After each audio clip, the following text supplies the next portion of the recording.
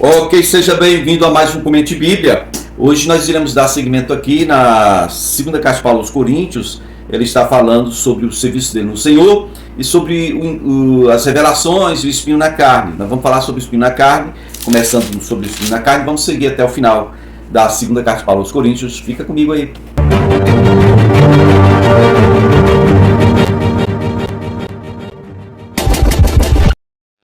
Segunda carta de Paulo aos Coríntios, capítulo 12, do versículo 7 ao 10, ele vai falar sobre o espinho na carne, ok? Vai dizendo que para que esse espinho na carne foi para que impedisse ele de se ensoberbecer, de se elevar, de se tornar, ou pensar ser grande, não é? Então, esse espinho na carne, o que seria, pastor? O interessante versículo 7. Para me impedir que eu me exaltasse por causa da grandeza das revelações, foi me dado o espinho na carne, aí a saber, né? Explicando, um mensageiro de Satanás, para me esbofetear, na versão Ara, aqui diz para me atormentar. Mensageiro de Satanás, isso não é incomum. Muitas vezes aconteceu no Velho Testamento, né? Pelo menos em algum caso, por exemplo, o caso de Saul, que sentiu inveja de Davi e tinha crise de raiva e tentava matar Davi. Segundo o que está escrito, um mensageiro foi enviado para ele, mensageiro de Satanás, por ordem do Senhor, um espírito maligno da parte do Senhor veio e o possuía. O Espírito Santo de Deus se retirou de sobre Saul, começou a viver sobre Davi, e Saul então, de quebra, ganhou essa beleza desse espírito demoníaco que o atormentava, né? Na verdade ele ficava possuído. Não é o caso de Paulo aqui. O apóstolo Paulo aqui está falando de um espinho na carne. No versículo 8 você vê: eu 3 vezes roguei ao Pai, ao Senhor, que o retirasse de mim. Por que 3 vezes? Quero logo entrar nesse ponto. Por que 3 vezes? A conta de um judeu, de um israelita, quando ele vai orar a Deus, ele não pede mais do que 3 vezes a mesma coisa. Ele só pede até 3 vezes. Então, se o Senhor não responde, ou não, ele entende que aquilo ali não é para ser algo positivo para ele, entendeu? Você vê que Paulo diz: eu 3 vezes pedi ao Senhor. Da mesma forma, o Senhor Jesus, no Getsemane, foi o único lugar onde ele 3 vezes foi até o Pai questionar sobre o cálice que ele estava para tomar, né?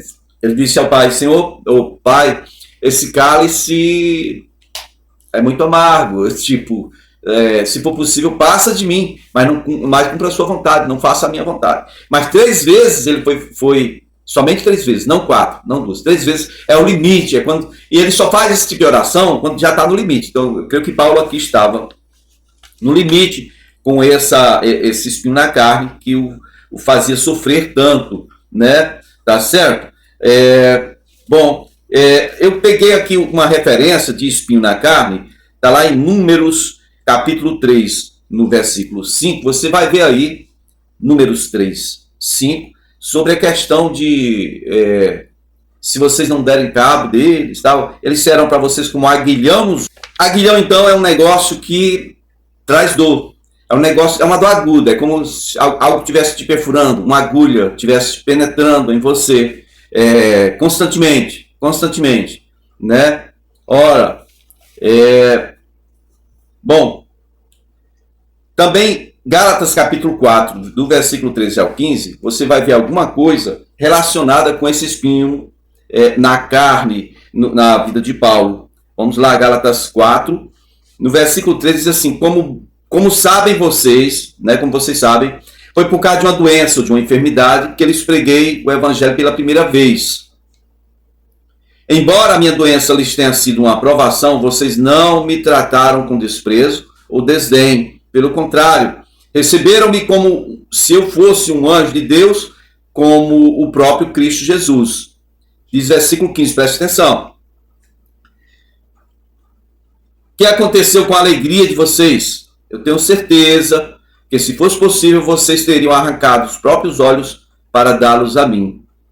Bom, então, isso tem a ver com alguma enfermidade nos olhos? Não sei. Mas, se for o caso, nós temos base bíblica para entender que tinha relação com isso. Porque, veja, ele ficou cego 3 dias, 3 noites, naquele encontro que ele teve com o Senhor Jesus. Depois caiu do cavalo e tal. E alguém podia dizer: não, foi a queda de ter batido, ficou sem enxergar e depois voltou a enxergar. Não, aqui o caso é outro. alguma infecção nas glândulas aqui, sebáceo, alguma coisa na retina, eu não sei. A gente sabe que ele não escrevia as cartas. Quem escrevia as cartas eram os discípulos dele.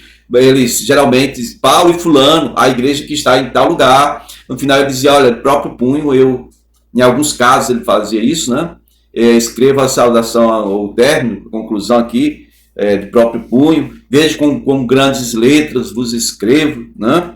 Meus amados, então, esse mensageiro de Satanás que é citado aqui, a gente lembra uma mesma expressão, ou uma compatível com isso, lá no livro de Jó, capítulo 2, versículo 7, certo? Então você vai procurar Lucas 13:16, no caso daquela senhorinha que já vinha sendo escrava de Satanás há 18 anos, ela vivia encurvada, e o Senhor passou por ela e disse, mulher, endireita, tinha teu lugar, aí houve um problema lá, porque era sábado, tal. Certo, meus queridos? Então vejam bem, essa enfermidade, ou esse, vamos dizer assim, espinho na carne, esse mensageiro de Satanás, que importunou tanto Paulo ao ponto dele 3 vezes pedir a Deus a mesma coisa, tem relação direta, provavelmente, com a enfermidade nos olhos. E aí o Senhor, versículo 9, o Senhor disse, olha, minha graça te basta, te é suficiente, e o meu poder se aperfeiçoa na fraqueza, portanto, eu me gloriarei ainda mais alegremente, tal. A outra coisa que, quando eu falei sobre a questão do aguilhão, é interessante que, quando o Senhor vai falar com Paulo, ele diz, Paulo, dura coisa é recalcitrar contra os aguilhões. Agora, você imagina que o aguilhão, geralmente, ele é um ferro espetando no traseiro lá do boi. Mas aqui tem a ver com o olho. Você imagine uma dor ocular ou alguma coisa assim. Quando a gente chega no texto que é escrito aos Gálatas, nós entendemos que tinha muito mais relação com os olhos. E ele diz que os Gálatas não se espantaram com a fisionomia dele, ou seja, tinha alguma coisa de infecção visível nos olhos dele, mas mesmo assim foi bem recebido pelos Gálatas, coisa que aqui em Corinto agora nem tanto, né? E aí ele chega a dizer, olha, eu sei que se fosse possível, vocês arrancariam os próprios olhos para me dar. Não sei que tipo de problema era. Eu sei que tinha relação com a visão dele, com os olhos, vamos dizer assim, mais propriamente. Ok? E aí o Senhor diz uma coisa interessante aqui. 2 coisas. A resposta do Senhor é, minha graça é suficiente para você. Segundo, o meu poder se aperfeiçoa na fraqueza. Portanto, Paulo, aguenta aí, meu filho. Aguenta aí, porque é assim, o sujeito é provado, e para ele ser aprovado, ele tem que aguentar. Porque se não aguentar, ele é reprovado. Né? Ok? Tem que ser aprovado. Obreiro aprovado é obreiro que aguenta a aprovação. Então, aguenta a aprovação, Paulo. Porque o meu poder vai ser aperfeiçoado em sua vida enquanto você está fraco aí. Quanto mais você estiver fraquinho, mais você vai me buscar. Seria mais ou menos isso que o Senhor falou para ele. Ok, meus amados? Agora vamos, ainda seguindo aqui, o capítulo 12 de 2ª Carta de Paulo aos Coríntios, no versículo 11 até o 18, vai seguir falando sobre você servir sem explorar, sem dominar. Eu lembro logo do texto de Pedro, né? 1 Pedro capítulo 5, diz que a gente deve servir ao Senhor, né? Não como constrangido, obrigado, forçado, mas de boa vontade, de livre vontade, como Deus quer, não por sorte da ganância, querendo lucrar, e não como dominador do rebanho, mas fazendo-se exemplo, referência para todos os outros lá. Ok? Vamos lá. 2 Coríntios 12, versículo 11, diz assim, fui insensato, mas vocês me obrigaram a isso. Eu devia ser recomendado por vocês, pois em nada sou inferior a este superapóstolo que estão aí. Em nada sou inferior a eles, né? Embora eu nada seja. Versículo 12 diz, as marcas de um apóstolo, sinais, maravilhas e milagres, foram demonstradas entre vocês com grande perseverança. Ou seja, os caras agora estão querendo que Paulo mostre sinais. É absurdo isso. É igual o filho, depois de já grande, dizer, pai, prove que você é meu pai. Pai, tem ali um exame de DNA, só que se quiser você pague o preço. Só que o seguinte, o que Paulo está dizendo aqui é que as marcas, vamos dizer assim, O crachá de identificação de um apóstolo, certo? São estes sinais, maravilhas e milagres. Ok? Eles foram demonstrados. Já mostrei as minhas credenciais para vocês. E interessante é que essa semana eu estava vendo um vídeo do pastor Lamartine Pozzella. Eu sou inscrito no canal dele. Ele estava falando sobre apóstolo, essa palavra apóstolo, esse título, né? Ele falando que os gregos usavam muito esse nome, essa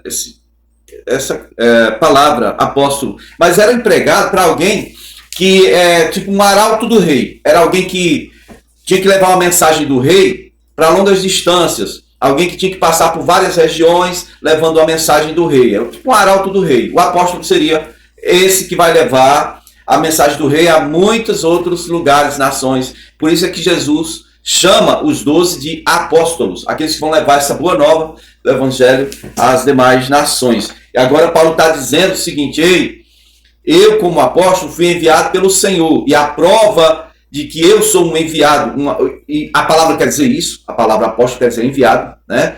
Então, a prova de que eu sou um apóstolo, sou um enviado do Senhor, é que no meio de vocês, sabe, o Espírito Santo deu testificação do meu chamado. Ele realizou sinais, maravilhas e milagres. Vocês têm alguma dúvida de que eu sou apóstolo, ou seja, enviado do Senhor? Versículo 13. Em que vocês foram inferiores a outras igrejas, exceto no fato de que eu nunca ter sido um peso para vocês? Perdoe-me essa ofensa.